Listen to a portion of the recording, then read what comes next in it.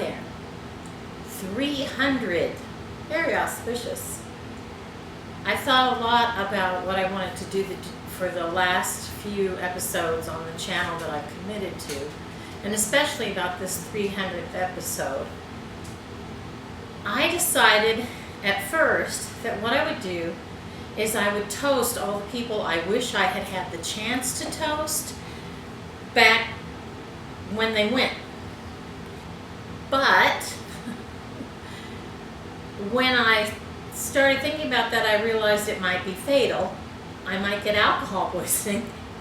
So I've decided to do it with tea.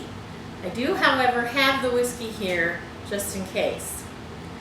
So part of this is possibly inspired by ideas in different cultures about how you keep the memory of someone alive. And part of it is inspired by the fact that there were people that I lost in my life that I didn't get a chance to really express all the things they meant to me.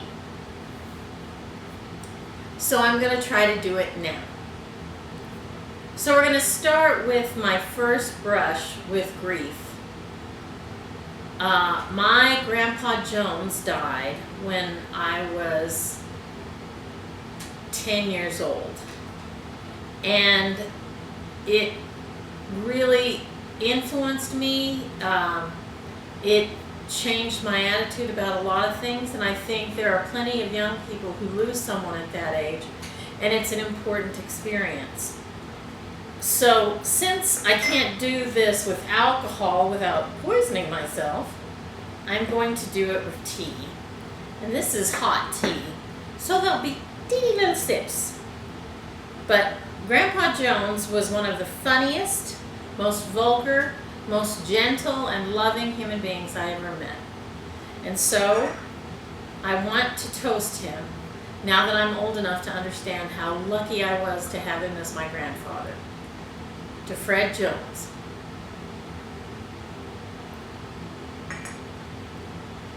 The next big grief I had was my father, John Lowell McCollum. And it definitely cut my life right down the center.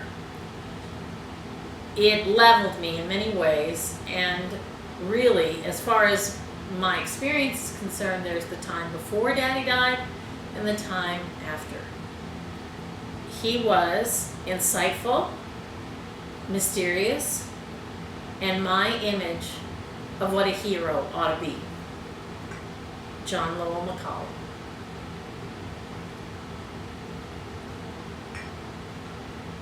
A few years after Daddy, I lost both my grandmothers.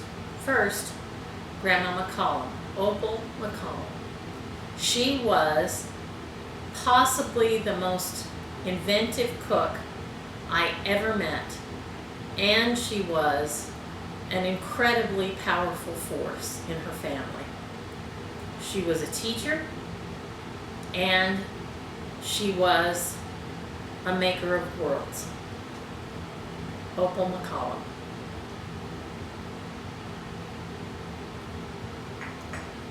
Later that same year, I lost Grandma Jones. Of course, I was much closer to Grandma Jones because I had spent a lot more time with her. And by that time, she was living half the year with Mother in Mother's house. So Grandma Jones was big for me. And she was complicated. She taught me wonderful things like how to make pathy. And she taught me terrible things like how to hate myself. Not on purpose, you understand. She just managed to. Still, I really miss her. She was an excellent grandma. Grandma Jones.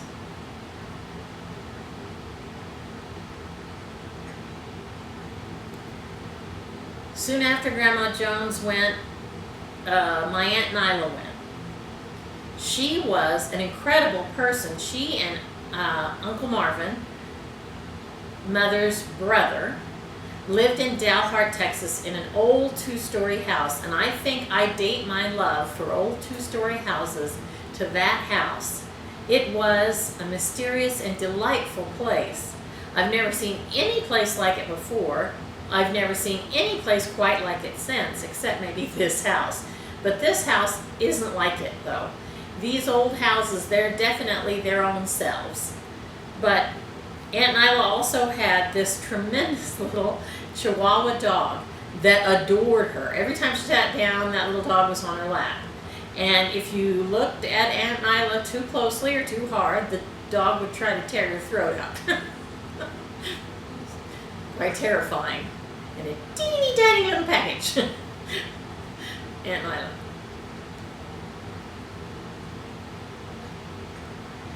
After Aunt Nyla, before Uncle Marvin, Colleen went, Aunt Nyla's daughter. Colleen got cancer. She was one of the most interesting people you could hope to meet. And I can remember John and I being shocked by her. She and Aunt Nyla did slip casting, pottery, but it was very strange and scary looking, like killer rabbits with bright blue eyes.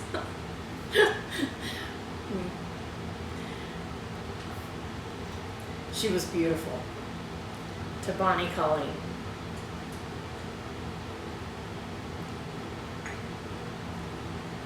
Now Marvin, Uncle Marvin, was something else.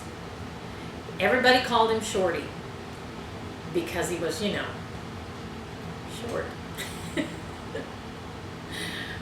But he was a fantastic storyteller, a wildly interesting human being. He and Mother did not agree about much of anything, but they loved each other deeply, abidingly. And it was very hard on Mother to lose Uncle Marvin. And she, by the end of her life, had forgotten that she lost him. So I thought he was tremendous, and I wish I'd recorded him telling stories, because his stories were the very best. And the only ones that were like his dad's, Uncle Marvin, or Grandpa Jones. So, to Shorty.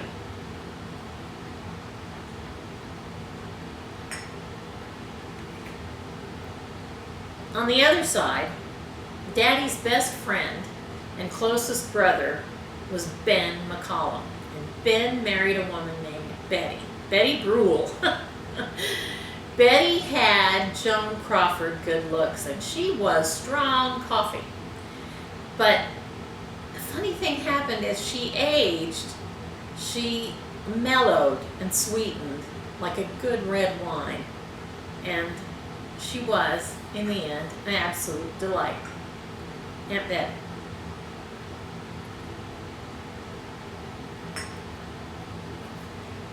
A month later, Uncle Ben went. Uncle Ben was Daddy's favorite. All of his stories started with Ben and me. And Uncle Ben expressed love to me by driving me absolutely up a wall. I think he loved me because I reminded him of his mother. And he could be hard to take, but I found him a tower of strength. Sometimes a hard tower, but a tower nonetheless. Uncle Ben. And Aunt Betty. Some years after Uncle Ben went, Uncle Kenneth went. Kenneth was 11 years younger than Daddy and looked a whole lot like him. In fact, after Daddy died, some of my college friends and I visited the ranch, and they were taken aback by how much Uncle Kenneth looked like Daddy. Uncle Kenneth was, through and through, a rancher. He liked every little thing on earth, every little critter on the mountain. And the meaner they were, the better he got along with them. He liked mean horses. He liked mean birds, big and little. He liked the life.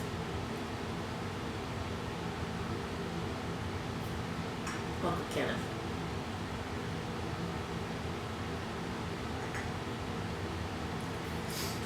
Right at the beginning of the pandemic, we lost Aunt Ola, Daddy's sister, Mother's best friend.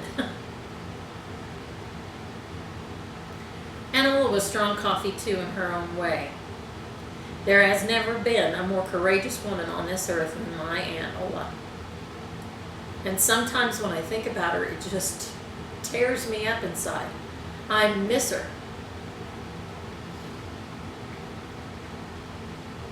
She could cook anything.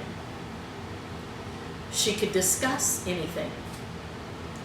She was ferocious and brave and devoted. Aunt Ola.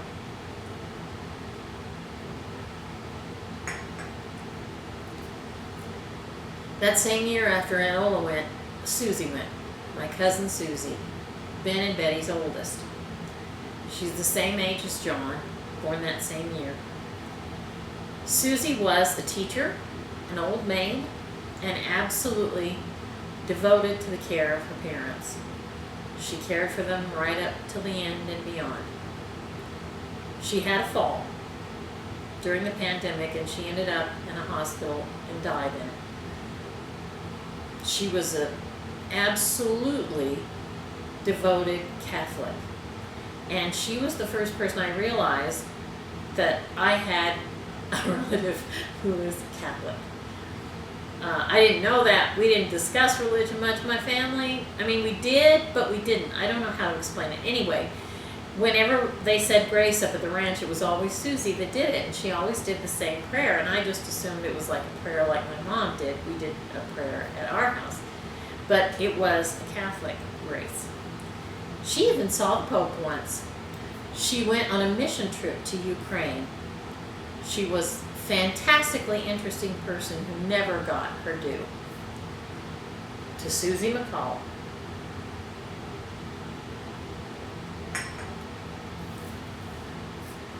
I think now I kind of need to transition out of family into friends. And definitely one friend that I want to toast is Bob Curtis. He was a horse trainer, and he loved Daddy. He and Jenny, his wife, were friends of Mother's and Daddy's in Carrizozo. And Bob Curtis was just something out of a book. If you'd met him, you would have thought, oh, he's from a movie. He was a wonderful horse trainer, and he was a wonderful person. Bob Curtis.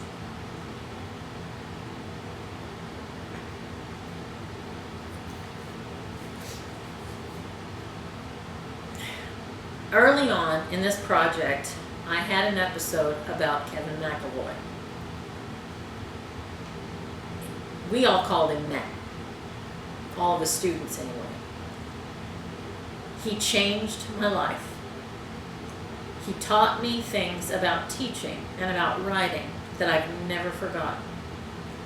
He gave me opportunities and support. He was one of the best people that ever walked across the stage that is my life. And I didn't even know when he died. It took a friend letting me know over a year later, and it made me so mad that she hadn't let me know early on that I haven't been able to contact her, because it made me so angry that Mac died and nobody let me know. I didn't even get to go to his memorial. Mac was the kind of person who you'd want in your family. He was like a brother. And I really wish that I could still visit with him. Kevin McAvoy, Mac.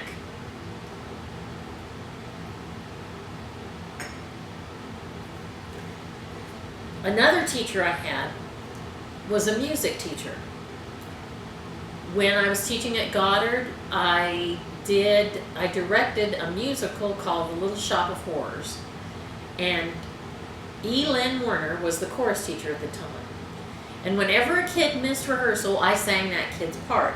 Boy or girl, didn't matter, I just sang it so that we could do rehearsal. And after we did that show together, she said, you need to take voice lessons. So she taught me. She taught me to sing arias. She taught me to sing in Spanish, in German, in French. She taught me to sing the way only really well-trained singers can. She was awesome, tricky, amazing, comforting, frustrating, and fantastic. She's the best piano player I ever met, and I loved singing when she played. E. Lynn Werner.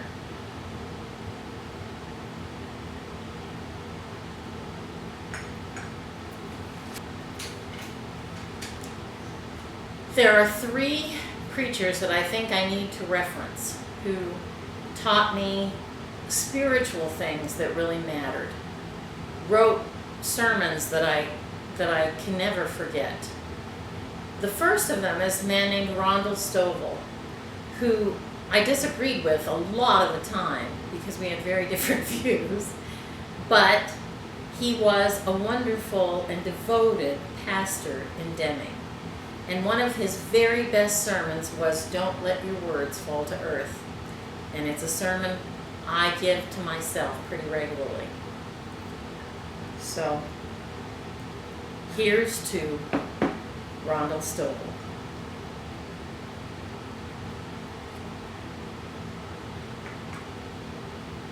No other preacher affected me more than Bobby Renfro when he was the lead pastor at First Baptist in Roswell. Bobby Renfro's sermons were a revelation for me, and it seemed cruel when he developed a brain tumor and left in his 60s. He was young, to me at least. He was a delight, and I wish I could have stood up at his funeral and said so, even though he called my name from the pulpit to tease me. Bobby Renfro.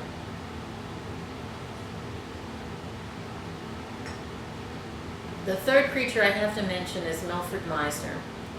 He was Daddy's and Mother's pastor for part of the time that they lived in Carrizozo, and he did Daddy's funeral. He was a very sophisticated preacher, and we disagreed about things, but he always struck me as someone who was devoted to my family. And you just don't get that much with preachers anymore.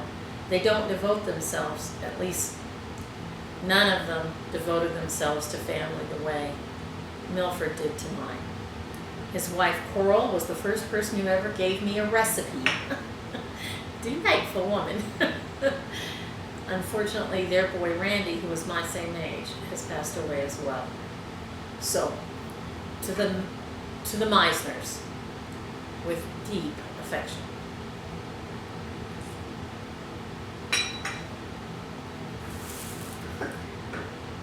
So, students. I've lost students. I've lost many students.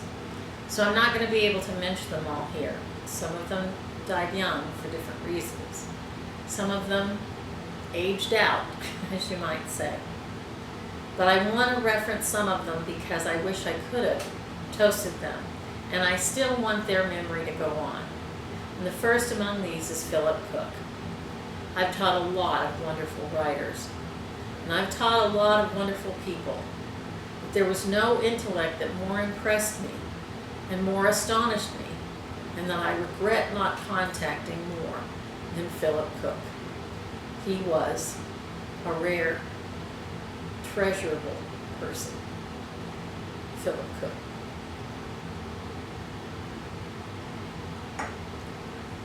In those original Joy Writers, there were a number of them that really made a difference for me. And there were so many Margarets. Margaret Reed lived in Dexter, and she was a genealogist, and she was a cook, which is one of my big compliments, and she was a writer. And I loved reading her work, and I hated it when she went. she was a fantastic family woman and part of what made Dexter great. Margaret Reed.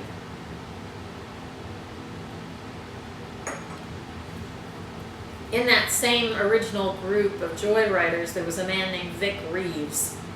Now, Vic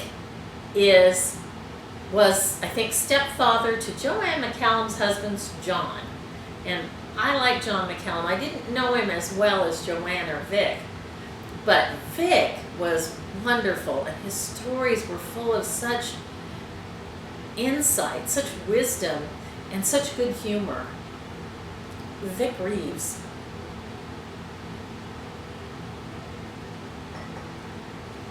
Along with Vic, Anita Sims and Joyce Abramson represented a sophisticated pair of women who came to that group, one as a poet, Joyce Abramson, and one as a prose writer, Anita Sims. They were both remarkable. I couldn't believe that people as devoted to the craft of writing and so mature and so wise trusted little old me to help them. But I'm really glad they did. Anita and Joyce.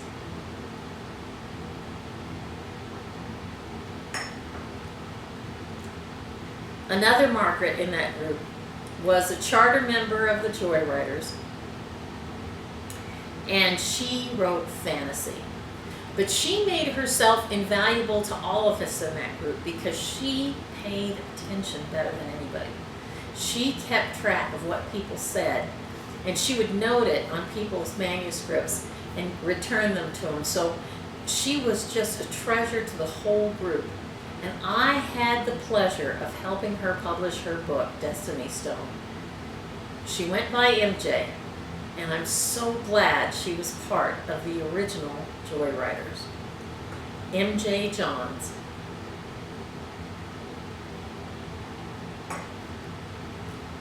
The toughest student I ever had to deal with as far as making me crazy was Bob Pendergrass.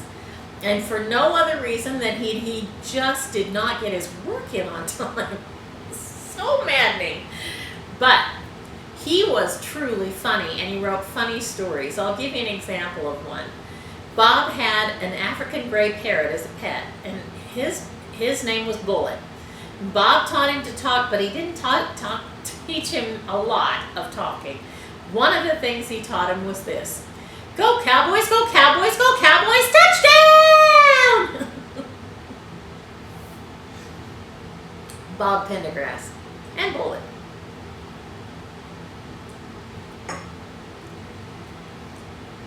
Another member of the Joyriders early on was Joyce Chapman, the owner of Chappie's Hallmark. That's where I first met her. I didn't even realize that we would eventually work together. I loved Chappie's Hallmark. It was the sweetest little gift store. I hated when it closed down.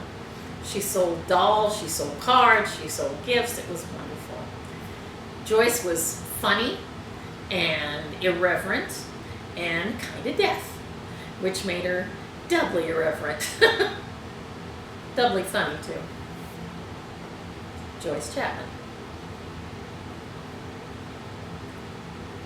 Friends with Joyce was Maggie Phillips, known as Mimi, known as Margaret, but Maggie Phillips to me.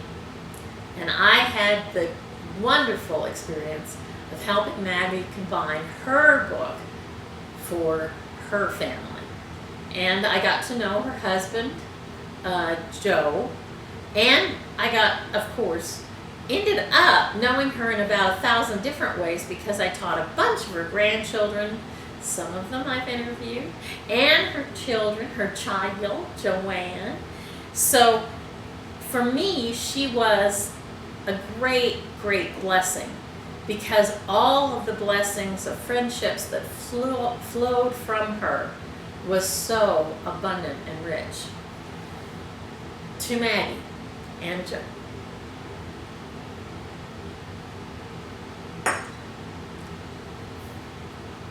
In that Joyriders group, we had Dexterites.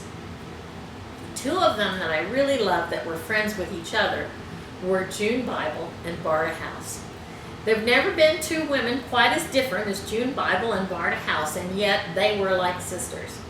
June was prim and proper and full of interesting sillinesses, and Barda was blunt and tough and insightful, and those two went together like bread and butter.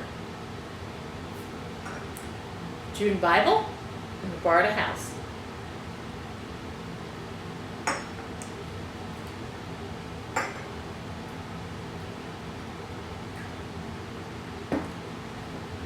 I can't forget my church friends. And among them, I want to make reference to Edna Jenkins. Edna was a piano player. She played for the singles class. She developed Alzheimer's. She's one of the most wonderful and delightful people, and to see her mind slip away was heartbreaking. But one of the things that was encouraging about Edna's witness is even though she was losing her way of seeing the world and understanding it, she was still a sweet child of God. And whenever she touched that piano and we started singing, she came back. She came back to being Edna. And what a treasure she was. Edna Jenkins.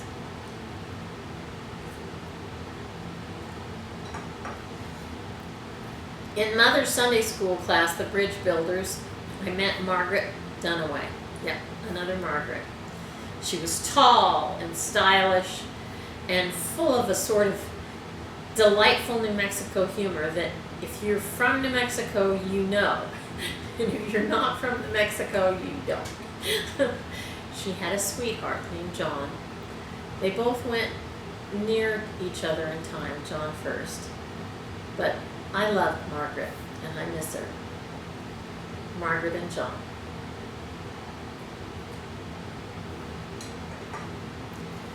In that same Sunday school class, there was a couple named the Taylors. Mother loved them. I knew about them before I ever met them. She loved talking about the way they both loved each other and contributed to the discussions in Sunday school class. She went first, he went later. They both were treasured friends, the Taylors.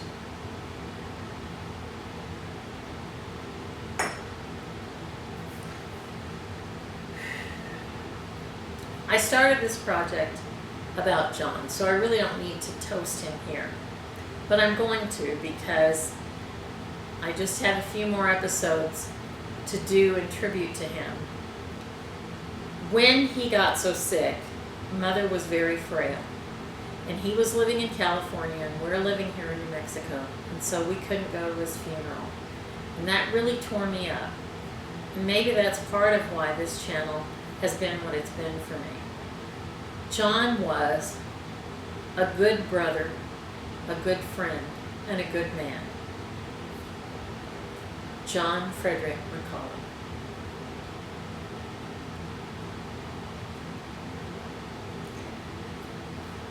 A little less than a year later, Mother went. I've mentioned it, I've talked about it on the channel. And if the channel continues after this, after I reach 312, I'll have to do an inventory of my heart and see if I want to continue to put in a few episodes every once in a while. That's later. I'll decide later. But my dear mother, I could do a toast for her every day. She was the best. Joyce Jones McCall. Now you may think that's the last one, but I want to make one more toast to one that's gone before, and that's Frank Lilly. Some years back, Frank approached me to write the story of his son, Scott, who had a traumatic brain injury when he was serving in the military. And I agreed to it, and I wrote the story. It wasn't an easy project, and it didn't turn out the way either of us hoped it would. But I know that Frank was really the operating force behind getting that book written. And I actually am really, really glad that he chose me to help him with it. To Frank Lilly.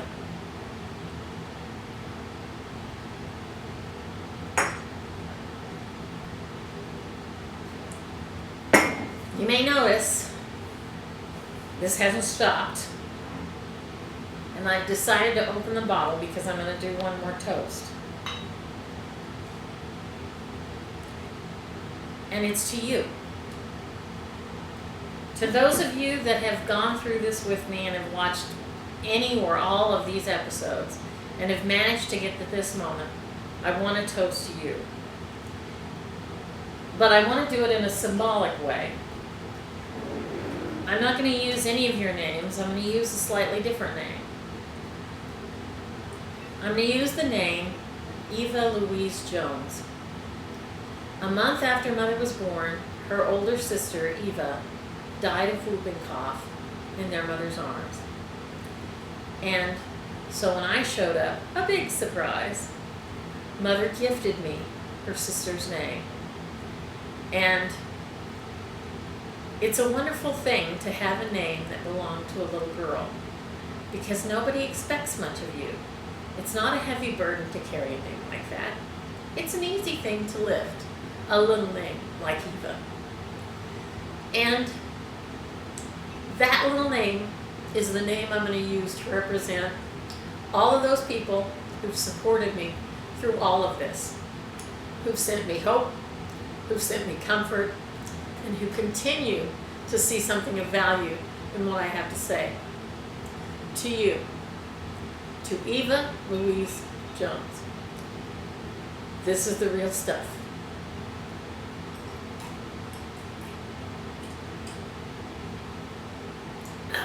Oh.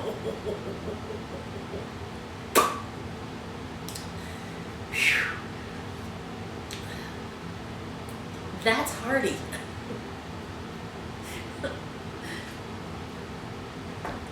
I hope you have a superb rest of the day. And I hope to see you again in the last few episodes of the channel. Gorgeous people. Smooth.